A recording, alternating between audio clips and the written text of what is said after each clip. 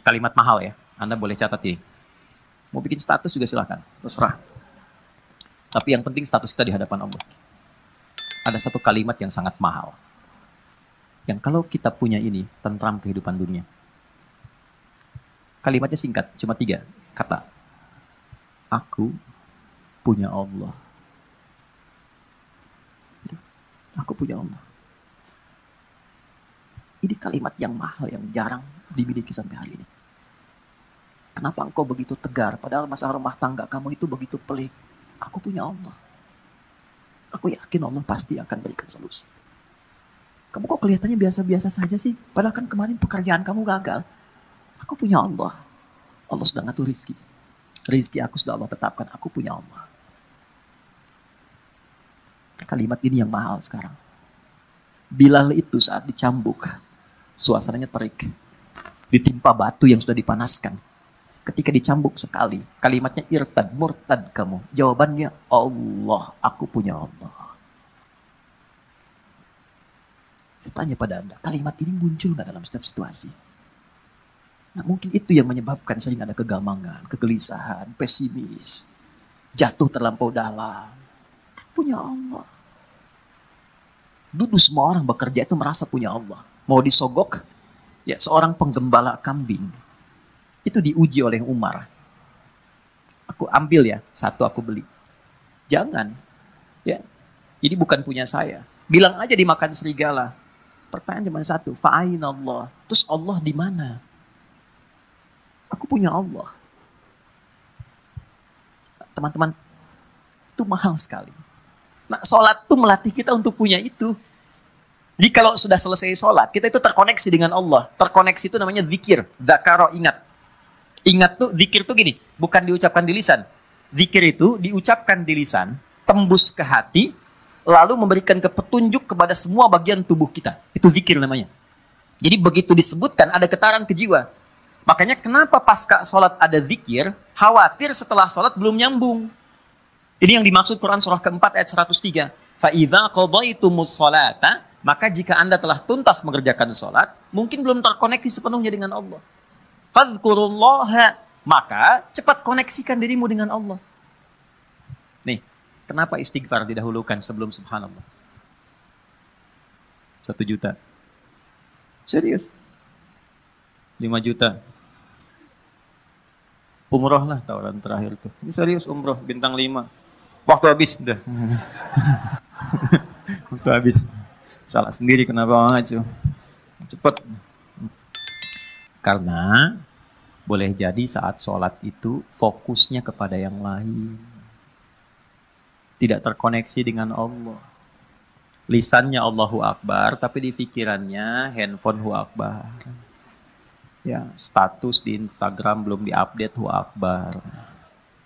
Ya, jemuran belum diangkat Hu Akbar. Makanya baru takbir Allahu Akbar, handphone tulalit tenonet.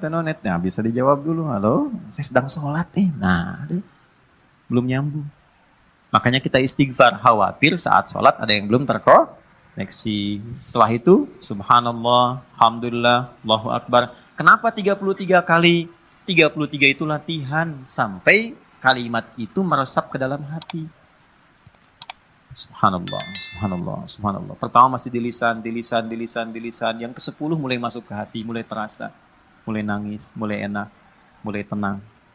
Alhamdulillah, alhamdulillah Allah kasih saya ibu, alhamdulillah Allah kirimkan saya ayah, alhamdulillah Allah kirimkan saya istri, alhamdulillah Allah kirimkan saya suami, anak-anak, alhamdulillah, enak, sampai tenang.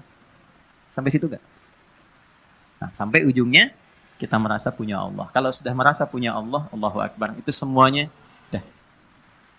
Nih, antum ya, yang pengusaha pebisnis ya, ada ya, saya nggak harus tanya angkat tangan lah. Ya, kalau saya tanya Anda begini, Anda misalnya punya satu proyek nih, nilainya 100 miliar, oke? Tapi proyek itu membuat Anda tidak bisa sholat. Sisi lain, ada pekerjaan, nilainya cuma 1 juta, tapi Anda bisa menunaikan sholat dengan begitu nyamannya. Anda pilih mana? Yang pertama atau yang kedua? Cuma 2 pilihan, Anda nggak boleh pilih yang ketiga. Saya sudah bisa merasakan getaran-getaran itu.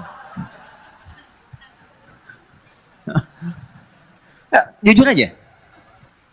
Pertama atau kedua? Wah, yang benar. Buktinya ada orang sekarang hanya untuk jaga toko, dia rela meninggalkan Jumat. Hanya untuk jaga toko. Hanya untuk menjaga toko, biasa.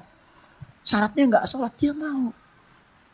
Padahal kalau ditanya siapa yang ngasih rezeki, dia jawab Allah. Itu kan ada yang salah gitu. Ada yang salah. Dilihat Abdurrahman bin Auf itu ditawari begini. Abdurrahman bin Auf itu kan orang kaya luar biasa sebelum masuk Islam. Tapi levelnya masih satu. Setelah masuk Islam di nomor 3 yang tertinggi. Kan cuman begini tawarannya. Kamu kalau mau ikut Muhammad SAW, semua aset kamu kami sita. Oke?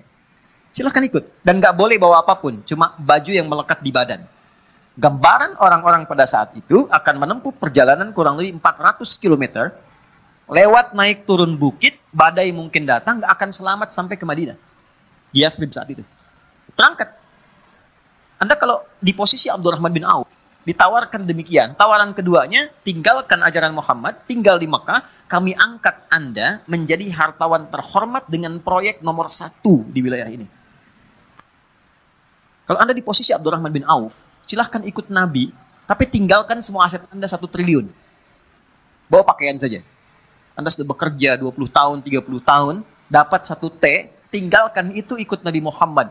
Yang belum tentu jelas di hadapan Anda kesuksesannya. Atau tinggal di kota Mekah, ambil hartawan terhormat nomor 1, semua proyek wilayah Bintaro Anda kuasai. Kalau Anda di posisi itu, Anda mau pilih mana? Nah, yang mau saya katakan, apa yang melatih seorang Abdurrahman bin Auf, sehingga mengambil keputusan, saya tetap ikut Nabi. Itu kan pertaruhan tinggi. Jadi iman itu teman-teman di atas segalanya. Punya Allah itu di atas segalanya. Jadi kalau orang kehilangan proyek, kehilangan job, tapi merasa punya Allah, itu nggak ada apa-apanya. Karena masih merasa punya Allah.